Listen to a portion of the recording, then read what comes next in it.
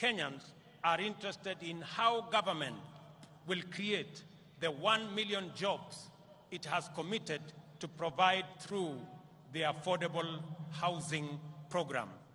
I know many people have questions about how and why are we having a conversation about housing in the Republic of Kenya. And progressively we are answering the how, we are answering the why, and we will answer every other question. Because right here in Embu, and as we do in every part of Kenya, we have our own citizens, millions of young people who do not have a job.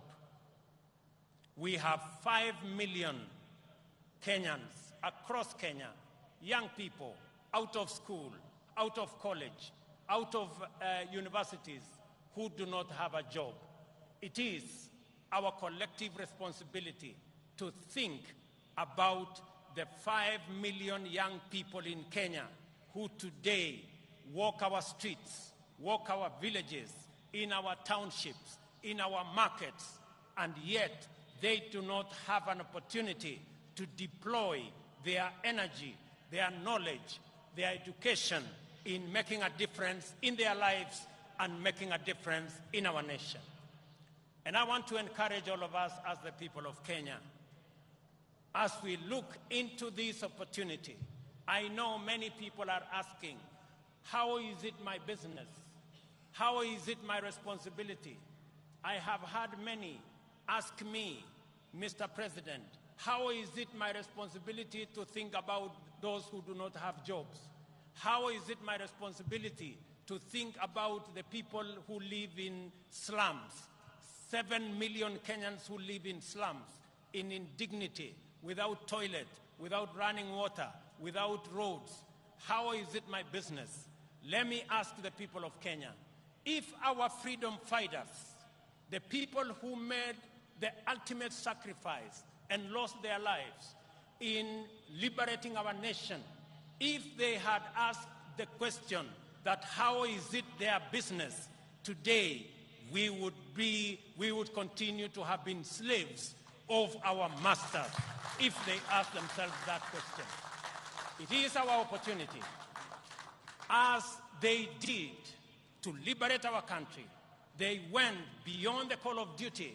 They did not ask, how is it their business to make the ultimate sacrifice to liberate our country?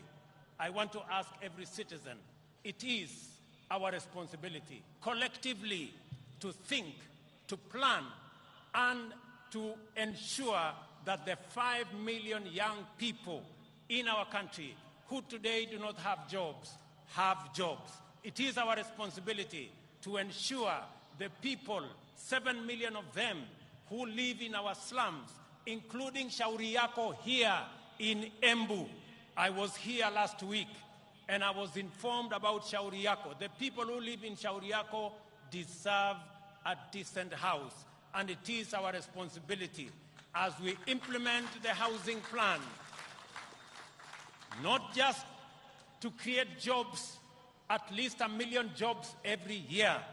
It is also our responsibility to grow our manufacturing, because housing will make sure that our entire manufacturing value chain, from the cement in our factories, to the steel in our factories, to the doors and windows and hinges in our Juakali sector and our construction products industry, to the sand harvesters, to all the people who will be working in our construction sites, to the accountants and engineers and all the architects and all the technicians and the electricians, to every sector, the millions of young people that will be employed in this sector, is sacrifice enough for us who are employed to make that contribution to the Hustler Fund, to the Housing Fund, so that we can bring around